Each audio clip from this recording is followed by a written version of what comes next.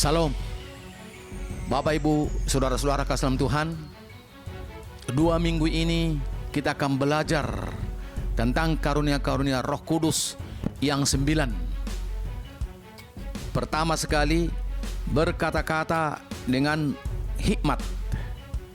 Yang kedua, berkata-kata dengan pengetahuan, sama dengan marifat atau mimpi. Yang ketiga, karunia iman. Yang keempat, kesembuhan. Yang kelima, mujizat. Yang keenam, bernubuat. Yang ketujuh, membedakan bermacam-macam roh. Yang kedelapan, berkata-kata dalam bahasa roh. Yang kesembilan, menafsirkan bahasa roh itu. Amin. Salam, Bapak Ibu, Saudara-saudara kasih dalam Tuhan. Pada pagi hari ini kita akan dengar firman Tuhan, meneruskan pelajaran 1 Korintus pasal 12 ayat 4 sampai ayat 11, di mana kita sudah mempelajari yaitu 7 karunia. Ini ada 9 karunia Roh Kudus. Pertama, berkata-kata dengan hikmat. Kedua, berkata-kata dengan pengetahuan atau marifat. Ketiga, karunia iman.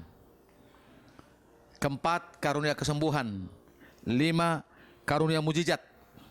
6, karunia bernubuat. 7, karunia membedakan bermacam-macam roh. Kedelapan, berkata-kata dalam bahasa roh. Sekarang kita akan masuk nomor 8, berkata-kata dalam bahasa roh, yaitu 1 Korintus 12 ayat 10. Kepada yang seorang roh memberikan kuasa untuk mengadakan mujizat, dan kepada yang lain ia memberikan karunia untuk bernubuat, dan kepada yang lain lagi ia memberikan karunia untuk membedakan bermacam-macam roh. Kepada yang seorang ia memberikan karunia untuk berkata-kata dengan bahasa roh, dan kepada yang lain ia memberikan karunia untuk menafsirkan bahasa roh itu.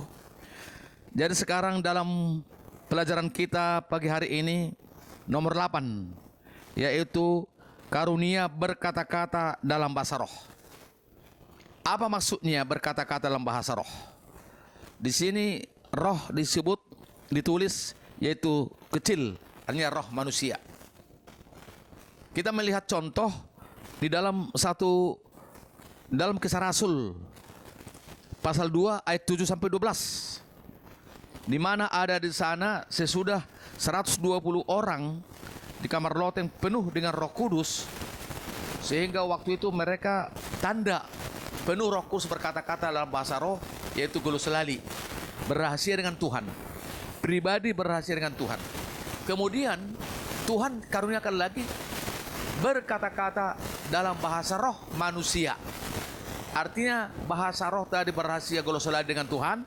Sekarang ada karunia-karunia, yaitu bahasa roh dalam roh manusia. Contoh, umpamanya kita orang Indonesia hanya tahu berbahasa Indonesia.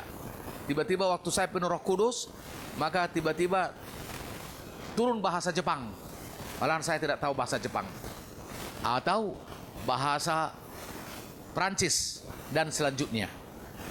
Di sini kita baca dalam Kisah Rasul pasal 2 ayat 7 sampai 12 itu, kita tidak usah baca semua, tapi saya akan sebutkan ada 16 bahasa pada waktu itu. Rasul-rasul sama jemaat dipenuhi Roh Kudus 120 orang, yaitu 1, bahasa Partia. 2, bahasa Media. 3, bahasa Elam atau Mesopotamia. 4, bahasa Judea. 5, bahasa Kapadokia. 6, bahasa Pontus. 7, bahasa Asia. 8, bahasa Frigia. 9, bahasa Pamfilia. 10, bahasa Mesir. 11, bahasa Libya. 12, bahasa Kirene. 13, bahasa Roma. 14, bahasa Yahudi. Ke-15, bahasa Kreta. 16 bahasa Arab. Jadi 16 bahasa lah pada waktu itu yang menonton, yang penuh Roh Kudus 120 orang. Dan mereka heran, masa mereka orang Judea, orang Yahudi yang tadinya tidak tahu bahasa Libya, tiba-tiba Roh Kudus mengambil alih bahasa Libya, dan mereka mendengar bahwa mereka berbahasa Libya dan memuji nama Tuhan. Demikian juga yang lain, ada yang berbahasa Mesir, sehingga mereka yang menonton orang Mesir kaget. Oh, mereka tahu bahasa saya, bahasa Mesir, bahasa negara kami, sehingga semua heran. 16 bahasa waktu itu di seluruh dunia yang menonton. Demikian juga sekarang, bisa terjadi sekarang di dalam diri kita, waktu kita dipenuhi Roh Kudus, tiba-tiba kita berhasil dengan Tuhan Gulusolali, dan tiba-tiba karunia ini masuk, yaitu karunia bahasa roh. Contoh, dulu waktu saya penuh Roh Kudus di kota Palembang, tiba-tiba ada teman saya orang Jawa, hamba Tuhan, anak muda penuh Roh Kudus, Gulusolali dengan Tuhan. Tiba-tiba dia berbahasa roh, tapi bahasa Batak. Saya sudah amin. Saya tanya, Mas, tahu nggak bahasa Batak? Tidak tahu. Tapi kau tadi berbahasa Batak waktu berbahasa roh, saya bilang. Jadi itu contoh.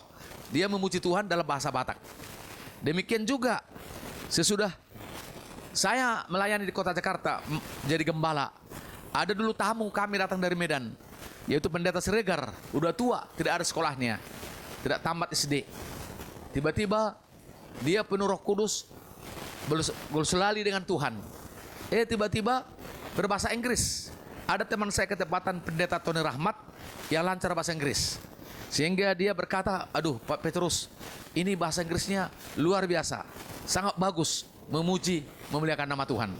Saudara-saudara kasih Tuhan, jadi sekarang pun bahasa karunia berkata-kata dalam bahasa roh ini bisa terjadi. Bisa terjadi. Umpamanya satu waktu ada hamba Tuhan sedang khotbah di luar negeri, di contoh di negara Jepang. Tiba-tiba dia tidak tahu bahasa Jepang. Dia khotbah, dia penuh Roh Kudus, tiba-tiba diambil alih berbahasa Jepang. Jadi jangan kita membatasi kuasa Tuhan. Semua yang sudah ditabur dalam firman Allah ini, dan semua akan bertumbuh, dan semua akan berhasil. Karena inilah pencurahan Roh Kudus yang terakhir, akhir zaman. Jadi di dalam satu gereja pun, atau dalam persekutuan doa pun, karunia ini perlu juga. Perlu juga. Dan semuanya dari Roh Kudus, dan untuk memuliakan, meninggikan nama Yesus.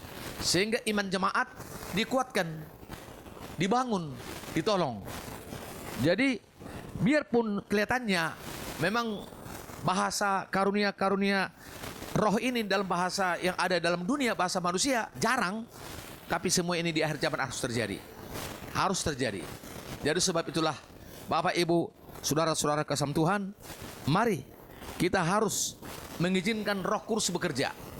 Karena kita tahu firman Allah berkata di dalam satu Yahya atau 1 Yohanes pasal 2 ayat 27, bahwa Roh Kudus itu nanti yang mengajar.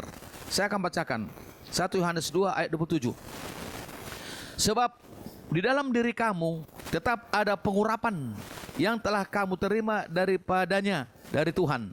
Karena itu tidak perlu kamu diajar oleh orang lain, tetapi sebagaimana pengurapannya mengajar kamu tentang segala sesuatu, dan pengajarannya itu benar, tidak dusta, dan sebagaimana ia dahulu telah mengajar kamu, demikianlah hendaknya kamu tetap tinggal di dalam Dia. Jadi Roh Kudus itu akan mengajar kita. Kita tidak perlu diajar oleh manusia yang tidak dipenuhi Roh Kudus. Ini dengan kerendahan hati, bukan dengan sombong. Ini karunia. Kalau kita dengan merendahkan hati, waktu kita penuh Roh Kudus, maka urapan Roh Kudus itu bebaskan bekerja, jangan dibatasi.